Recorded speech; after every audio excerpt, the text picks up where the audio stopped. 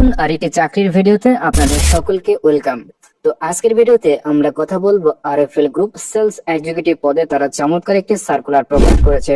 তো আপনারা যারা আরএফএল এর সেলস এক্সিকিউটিভ পদের চাকরির জন্য অপেক্ষায় ছিলেন, আশা করি এই ভিডিওটি আপনাদের জন্য একটু হলেও হেল্পফুল হবে।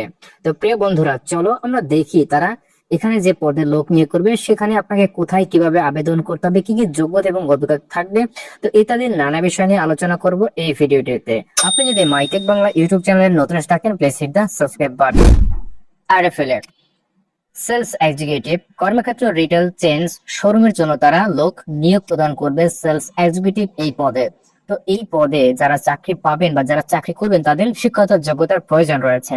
একজন প্রার্থীকে ন্যূনতম ইন্টারমিডিয়েট পাস আপনাকে হতে হবে, সেই সাথে আপনার জিপিএ তারা উল্লেখ করে দিয়েছে 2.00 থাকতে হবে। তবে যারা স্নাতক পাস করেছেন বা অভিজ্ঞতা রয়েছে তারা এই চাকরিদের ক্ষেত্রে অর্থাৎ সেলস এক্সিকিউটিভ পদে অগ্রাধিকার তারা প্রদান করবে। পাশাপাশি কিন্তু তারা বয়সের কথা উল্লেখ করেছে, ক্যান্ডিডেটের বয়স হতে হবে 18 থেকে 30 বছরের ভিতরে এবং সর্বনিম্ন উচ্চতা 5 ফিট 2 ইঞ্চি হতে হবে। শারীরিক গঠন সুগঠিত প্রার্থীদের তারা অগ্রাধিকার দিবে।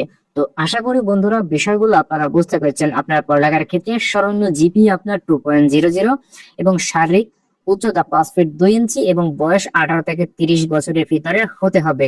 এই সকল যোগ্যতার অধিকারী ব্যক্তিরাই কিন্তু সেলস এক্সিকিউটিভ পদে আরএফএল এর রিটেল চেঞ্জ শোরুমের জন্য, আমি আবারও বলছি রিটেল চেঞ্জ শোরুমের জন্য আপনারা সেলস এক্সিকিউটিভ পদে এখানে 15 পরীক্ষা দিতে পারবেন। এছাড়াও বাংলাদেশের যে কোনো জেলা এবং যে কোনো শোরুমে কাজ করার মন মানসিকতা আপনার থাকতে হবে। যেহেতু তার একটি চেঞ্জ শোরুম অর্থাৎ তাদের বিভিন্ন জায়গায় বিভিন্ন রকম শোরুম রয়েছে, সেরকম শোরুমে যদি আপনাকে পাঠায় সেখানে আপনাকে কাজ করতে হবে, তারা সার্কুলারে এটা উল্লেখ করে দিয়েছে। তো বন্ধুরা, এখানে আবেদন করতে গেলে আপনার পরীক্ষার জন্য যে সকল কাগজপত্র প্রয়োজন পড়বে অর্থাৎ লিখিত এবং মৌখিক পরীক্ষার দিন একজন প্রার্থীদের নিচের ডকুমেন্ট গুলো সাথে আনতে হবে। সেই ডকুমেন্ট গুলো কি কি? সেগুলো হচ্ছে মূল পরীক্ষার সনদপত্র, সার্টিফিকেট এবং ফটোকপি, রেজিস্ট্রেশন কার্ড, ফটোকপি, জাতীয় পরিচয়পত্র এনআইডির মূল কপি, পাশাপাশি ফটোকপি।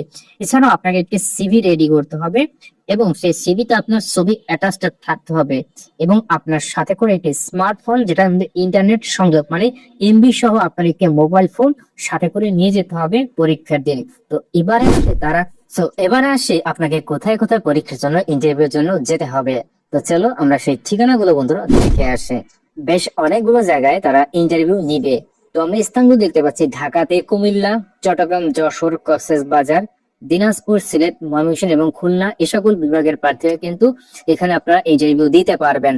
তো আপনারা এখান থেকে ঠিকানাগুলো বন্ধুরা দেখে নেবেন, পাশাপাশি আপনারা তারিখগুলো ভালোভাবে এখান থেকে দেখে নেবেন, কারণ আপনার নির্দিষ্ট তারিখে নির্দিষ্ট ভ্যানুতে যদি আপনি উপস্থিত না হন সেক্ষেত্রে কিন্তু আপনি এখানে পরীক্ষা দিতে তারা এখানে আপনাকে দিবে না বা আপনারা দিতে পারবেন না তারিখ ক্রস করে গেলে। প্রিয় বন্ধুরা, চাইলে আপনারা একটি স্ক্রিনশট দিয়ে রাখতে পারেন আপনার প্রয়োজনের জন্য ঠিকানাটা থেকে।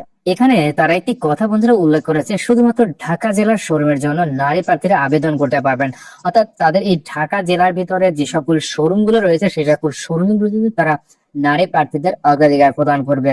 তো তাদের কিছু গুরুত্বপূর্ণ শর্ত এবং বিষয়গুলো তারা সার্কুলারে উল্লেখ করে দিয়েছে। যেমন যে সকল প্রার্থী পূর্বে আরএফএল বা প্রাণে চাকরি করেছেন সেরকম প্রার্থীরা কিন্তু আবেদন করতে পারবেন না, তারা হেড অফিসে এসে রিজয়েন করতে পারবেন। সেক্ষেত্রে আপনাকে প্রতি মঙ্গলবার এবং বৃহস্পতিবার সকাল 10টা থেকে 11টার ভিতরে এসে রিজয়েন করতে হবে এবং এই সকল পদের ক্ষেত্রে আপনাকে রিপোর্টিং এবং ডকুমেন্ট জমা দেওয়ার সময় হচ্ছে সকাল 9টার মধ্যে।